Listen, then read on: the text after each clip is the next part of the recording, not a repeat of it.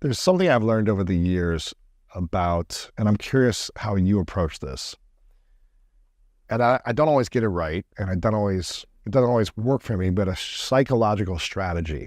When someone is, quote unquote, attacking me or is saying nasty things about me that I don't believe are true, or maybe it's just, I don't like their way they're saying it, and I don't want it to penetrate my heart and my soul and be reactive and defensive and rigid and frustrated and all these things. When the brow goes like this. Yeah, exactly. One of the psychological or therapeutic strategies that I've learned is to imagine either a field, an energetic field around me that I can see it, but then it bounces off. Okay. The words, the intention, the energy, it comes and then boink, it just goes around me and like water off a duck. I feel like there's a Star Wars reference, but yes, that's exactly. exactly right. Yeah. Or what I'll do is I will separate the ego from the self, and I'll have the ego over here next to me psychologically. Yeah. An image of it, the ego of me here. Yeah.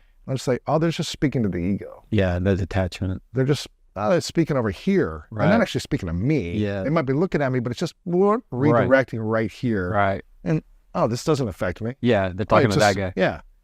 And I saw, I think it was Selma Hayek one time talk about this. She was giving an example somewhere online about how, if someone spoke to you really poorly in Spanish and you don't speak Spanish, you're not going to get defensive. Right. You're just going to be like, well, okay, I have no clue what this crazy person's saying to me. Okay, so just act like it's a different language. Right. There's just different ways of like separating yourself from the hurt I like that too. or the potential pain. Yes. What have you learned to support yourself psychologically and emotionally and spiritually when this feeling of panic, stress comes your way, or when potential attacks come your way emotionally? So very similar to yours. In my mind, I visually have a trash can next to me. Oh, okay. All right. And I can see it. It's one of those big, huge gallon ones. Yeah. It's the black, shiny. It's, Open it up you got it. Yeah. And I see what they're saying is just a shoot. So I can see the words coming and I'm sifting because the issue they're telling me is not the real issue. And so if I hear something that's offensive, that's not nice, okay, that's trash. In my mind, I grab it with my right hand, lift up and throw it. Wow. Like that's cool. what I'll do with my thoughts. And I'm sifting to where if they might have led with something that was snarky, which our inclination is to grab onto that and send it back to it. Yeah, send it back and I got a good one coming. Instead, you got it. Instead, if I throw that one away, if I just trash it, and then I found the one word that they said at the very end, towards the end, and that was the one word. And then if I focus on that word, then it all starts to kind of crumble. But I just imagine a trash can. Wow, it's interesting. Now, how do you communicate your worth when someone is being offensive or adding a little digs underneath their language? Maybe they're trying to get a message across and they're frustrated, so they're saying a few things that would be offensive to you potentially, or maybe hurt you, or maybe kind of put you beneath. Yeah. How do you create a boundary consciously with them so that they don't keep doing that in the future, where it's letting them know, hey, this type of communication doesn't really work for me, it's not okay, and owning your worth. Yeah. While also being able to throw it away at the same time and not let it get to you. Like, how do you navigate that so that that doesn't continue to happen in friendships or in relationships or in career, right, where that doesn't continue? Like, I understand we can do it once or twice or 3 times, but if someone's always doing that to us, right, how do we create that boundary and consciously communicate our worth? Depending on the context of who that person is, who they are in your life. So some people you just can't get away from, or family members, what have you, but it's a balance of your value and then what we're going to just call as what I'm interested in. So if somebody were going to say something that's offensive in a way, and they are pushing me. It's a much more powerful move, a very dominant, assertive move to say, I'm not interested in returning what you just gave. Oh, wow. It's a power move. Yeah. Oh, yeah. And see, So if I say, Jefferson, it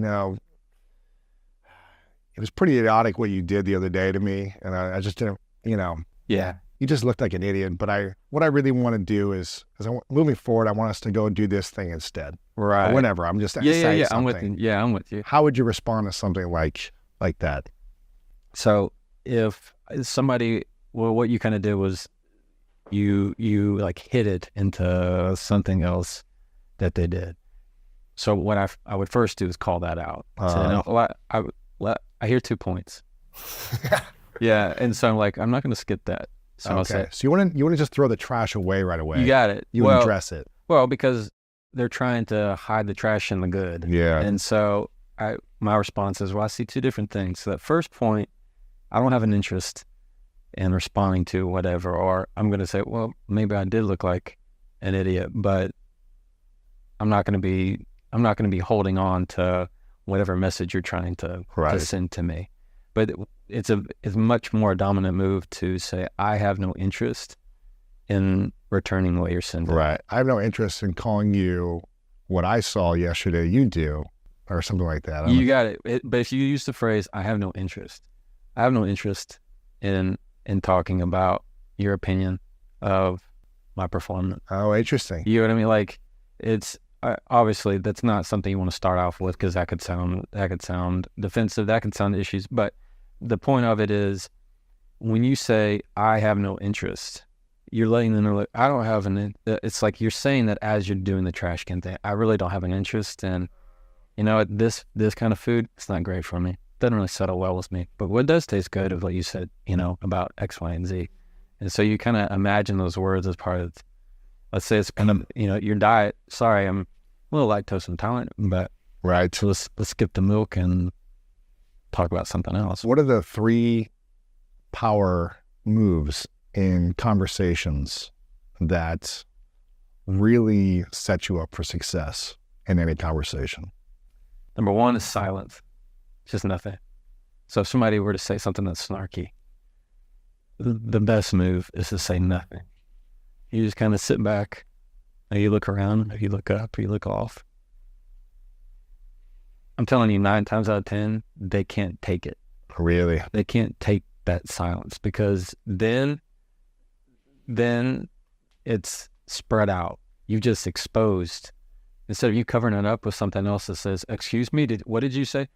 You're just leaving it open. Can you that really was that the best foot you're gonna put out right now? Okay. That one?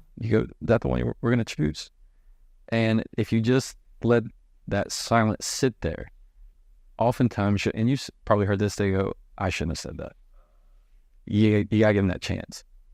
That's number 1. Yeah, number 1 is you gotta give them the chance of that silence. Number 2, acknowledge that it could be, without acknowledging that it is. And you say an example of saying, well, maybe so. Maybe you're right. I'm not saying you're right, but maybe you are. Maybe you're right. But it's that piece of humility that says, yeah, well, maybe you're right. I had a guy once who said, I was deposing him, and all you lawyers, worst things that ever happened to America kind of talk. And I said, well, maybe you're right. But today's just going to be a conversation between us. Is it okay if you're just talking to Jefferson? And he said, yeah, I can do that. Wow. And so it's that ability to just say, well, maybe so, but I could have gotten really defensive with him. I could have chosen to taken that personally instead of just dropped it. The other power move is to hold off on the timing. So when you are mad, that's generally not the best time to do it. When you've done something wrong and you want somebody to be mad at you, to fight me, please. I know I've done something wrong. Let's have this out. We'll talk about this. You want to talk about this at noon? All right. Let's talk about it. Let's put it in the calendar for tomorrow. You got it. Well, I'm okay. I'm glad you said that. Well, then, I don't really have my thoughts together on that, but Mm. Why don't we call into to talk about that at noon tomorrow? What do you think? Now they're like, oh my God, like I just said something that I shouldn't have said, but that's a much better way of handling it, because at that point you have not lost any confidence. Right. You have not lost your credibility. And you've maintained that you're the one in control at all times. And I'm telling you, the key is just starting with your breath and choosing to be quiet. Right. And if you were to say something to me and I responded right away, like if you were to say, I don't know, do you enjoy matcha tea? And I go, no. Versus me thinking, no. Like there's just a different connotation to it when you think about it. Yeah. About 14 years ago, someone gave me a line that became one of the most powerful uses of language over the last 14 years to help me get almost anything I want or more of what I already have. And I use it all the time. When I go order a coffee, I use it. When I go to a hotel and try to get an upgrade, I use it. When I'm working with partners and collaborators, I use it. And the line is, what's the chance? What's the chance you can give me a discount on this? What's the chance you can give me an upgrade in this hotel room? Yeah, I love What's the it. chance you can get me in first class? Yeah, What's the chance we can collaborate in a bigger way? yeah, What's the chance you can go a little more on this? And I've used that over and over again because it continues to work. And I almost use it as a game daily. Yeah. Like any store I go into, I'm just like, what's the chance you got 10% off on this? yeah, Just to see What they if say. you can make something happen. yeah. Because if you don't ask, you're not going to get it. Right. And it's just like a way to be playful. It's a way to like, see, can I enroll someone in something that maybe I shouldn't be getting, I but like I'm going that. to get? Yes. And it often works where the unexpected happens. Is there another line of communication that you use, maybe even unknowingly, that you use consistently that seems to just help you enroll people in more of what you want? So I absolutely use the, what's the chance? Really? Yeah. So I will use that when it feels like a stalemate between the other attorney. And now look, what's the chance that your client's going to be able to do X, Y, and Z? Also, I will try to separate the attorney from the client. Same way I do with like the reception clerk versus the hotel. I make sure that I acknowledge them as the person, because I acknowledge their struggle of what they're going through. Right. And so if I talk to the attorney of, look, I can only imagine, all the updates you're having to do or all the work you're putting through, I know that this is how you're doing the best thing you can for your client. I mean, between me and you, what's the chance that we can do X, Y, and Z? Or if I were to do, or if I were to say, or if I were to encourage my client to do this, is that something that I should do? And it gives them something to think about. Right. The same way, like let's say at a hotel or something like that, I can only imagine you just spend, how long's your shift? Yeah. Yeah, 7 hours. Oh my gosh. Yeah, that's going to be, and so you kind of create that connection with them that says, I'm talking to you individually as a person rather than seeing you as the whole. And then, because that's who they are. Yeah, exactly. That's powerful. If you enjoyed that clip and want to see the rest of the conversation, you can click right here. Or if you want to see the latest episode of the Jefferson Fisher podcast, click right here, and I'll meet you there.